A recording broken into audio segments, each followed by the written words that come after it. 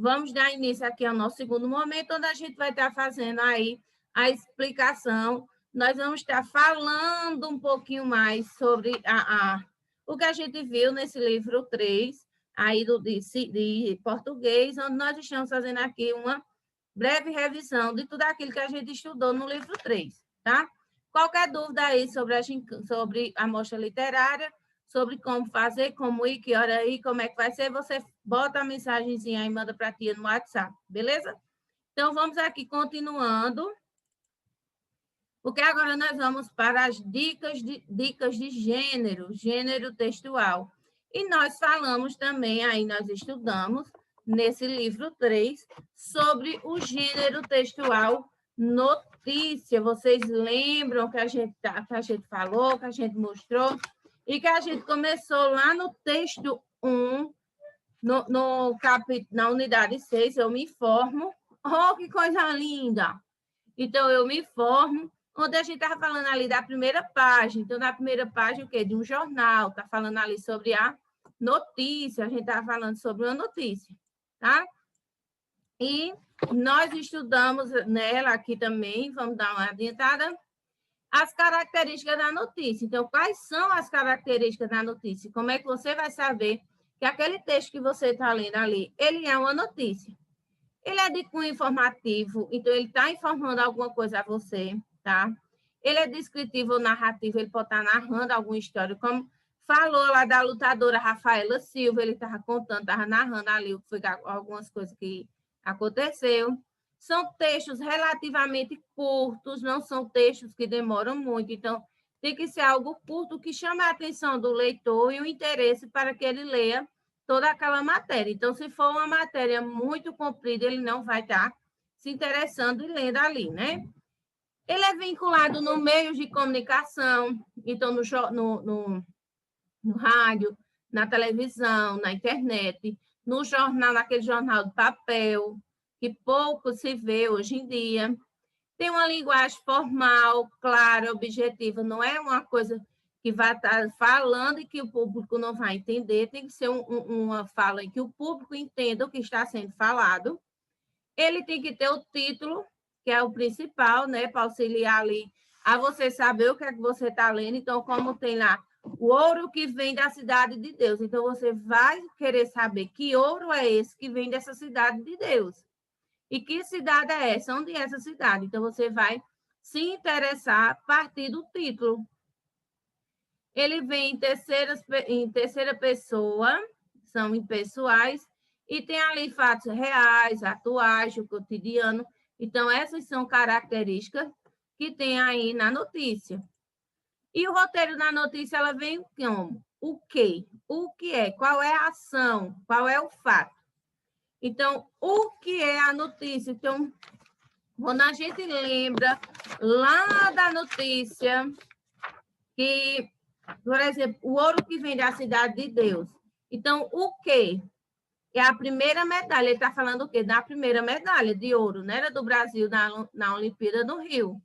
Então, o que é que ele estava falando? Qual era o fato? Qual era a ação? Qual era o enredo? Qual era o fato que estava acontecendo ali para ele estar noticiando? Então, ele estava falando de quem? Quem era o personagem principal? Quem era o protagonista? Quem era a pessoa de quem estava sendo falado? Que, no caso do ouro que vem da Cidade de Deus, eles estavam falando de Rafaela Silva, a atleta, né? Então, como? Como foi que aconteceu? Como foi que ela conseguiu esse ouro? Como foi que ela chegou até lá? Então, é o modo como se enrolou aí o fato, a ação, como foi que tudo ali aconteceu. Ele também fala quando foi que aconteceu, que no caso da Rafaela foi no terceiro dia da competição que aconteceu esse fato aí, onde ela ganhou a medalha de ouro. Então, a época, o momento em que ocorreu aquele fato.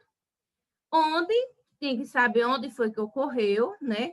Quando, onde, o porquê, a causa ou a razão, por que aconteceu aquilo ali, e por isso que é o resultado ou a consequência, né? Que ele está dizendo ali, por isso que, no caso, onde aconteceu, por quê, qual foi a razão, a causa, porque ela lutou e por isso ela ganhou, né? Então, esse é o roteiro da notícia. Nós estudamos também aqui sobre os pronomes pessoais do caso reto. Então, eu, tu, ele ou ela, que são aí a primeira pessoa do singular, e nós temos nós, vós, eles, elas, que estão aí na segunda pessoa do singular. Então, quando eu do plural, a gente volta. Eu, tu, ele, ela é a primeira pessoa do singular. Nós, vós, eles, elas é a do plural. Então, a gente viu isso aí, a gente falou sobre os pronomes pessoais do caso reto, e nós estudamos também aqui, ó, pessoas do singular e do plural, nós temos a primeira pessoa, eu, segunda pessoa, tu, terceira pessoa, ele, ela. E do plural, nós temos a primeira pessoa, nós, segunda pessoa, vós, e terceira pessoa, eles e elas. E nós estudamos também, não só dos pronomes retos, mas também dos pronomes oblíquos, tanto os átomos como os tônicos. Então, dos retos, eu, tu, ele, ela, nós, vós, eles, elas. No caso oblíquo, quando a gente vai estar escrevendo, no lugar de eu vou estar colocando me, mim ou comigo. Então, eu vou dizer, Pedro, dessa guitarra para mim, eu não vou dizer, Pedro, dessa guitarra para eu, né, gente? Então, a gente tem que prestar essa atenção na hora de estar falando. Então, tem que ter esse cuidado de não estar colocando eu onde não cabe ou me. Gente, a gente escuta muito, principalmente para mim fazer. Gente, não existe. Me não ser índio, tá? Me não ser índio. Então, dê para eu tocar, agora dê para mim tocar, não, que a guitarra não vai tocar em você, você que vai tocar na guitarra. Então, Pedro, dessa guitarra para eu tocar. Então, tem que prestar atenção aí, gente, nesse caso, porque ele não vai estar acompanhando o verbo. Ou eu não, mim, desculpa, o eu é quem vai. Então, dê para mim comer. Não, dê para eu comer. Dessa maçã para eu comer, dessa água para eu beber, tá? Não é dessa água para mim beber. Nessa maçã para mim comer. Não, tem que prestar atenção. Eu, dê para eu comer, para eu fazer, para eu correr, para eu dormir, para eu acordar, para eu estudar. Olha que estranho. Para mim acordar, para mim correr, para mim beber. Então, fica uma coisa assim meio estranha, né? Então, ficou parecendo que somos índios. Nós não somos índios, tá? Para estar dizendo, para mim, esse a guitarra é para mim tocar. Essa água é para mim beber? Não, nós não somos índios, então tem que prestar atenção na hora que você estiver falando. Nós não somos curumins, tá? Então, preste bastante atenção na hora aí de você estar colocando os pronomes pessoais na hora da sua fala, tá? Nós vimos aqui também palavras com G e com J. E nós vimos umas regrinhas aqui de como escrever com G ou com J.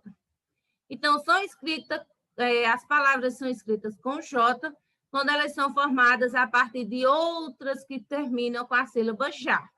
Então, gorja, gorjeta, gorjear, gorjeio, franja, franjinha, lisonja, lisonjeiro, granja, granjeiro. Então, terminou em já, então a palavra ela continua ali terminou com a sílaba J-A, ela vai estar sendo escrita com J. Já no caso da letra que escreve com G, as palavras terminadas em ágil, égio, ígio, ógio e úgio. Agem, igem e ugem, tá? Então, um exemplo, contágio, sacrilégio, litígio, relógio. Então, quando terminar em ágil, égio, ígio, ógio e úgio, você sabe que essa palavra ela vai ser escrita com a letra G e não com a letra J. E uma regrinha é para você não esquecer. Ter cuidado, tá? Quando você for escrever uma palavra aí, por exemplo, vamos pegar um aqui dessa página, desse slide anterior. Deixa eu ver aqui. Granja. Então, você não vai escrever com G, granja, aqui. Você não vai colocar o G, por quê? Senão vai ficar granga. Lembrando que o G com A, o G com O e o G com U, ele tem o som de Gá, Gó e Gu. Diferente aí do E, que ele vai ter o som de G e de G. Então, você tem que prestar atenção nessa hora aí. Quando você estiver escrevendo, você não escrever GA pensando que vai ter o som de já. Ele não vai ter. Nunca, jamais, em hipótese alguma. Tá? Só vai ter som de já se for com J. Se for com G, vai ter o som de Gá, Gó ou de Gu. E além das orientações anteriores, você tem que ficar atento ao emprego de 3 J's e G. No emprego de 3 J e de G nas palavras a seguir. Escreve-se com J.